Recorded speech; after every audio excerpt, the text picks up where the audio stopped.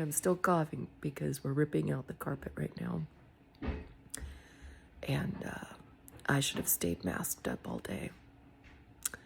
We did not use proper personal protection for taking out the carpet.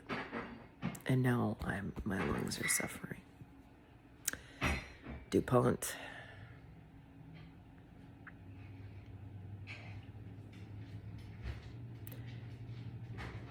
Yeah. Why did we forget about what DuPont did to us? That's a whole lot of distraction, isn't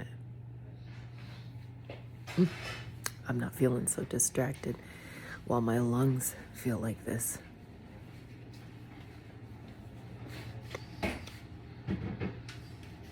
This is affecting everybody I know that has carpet.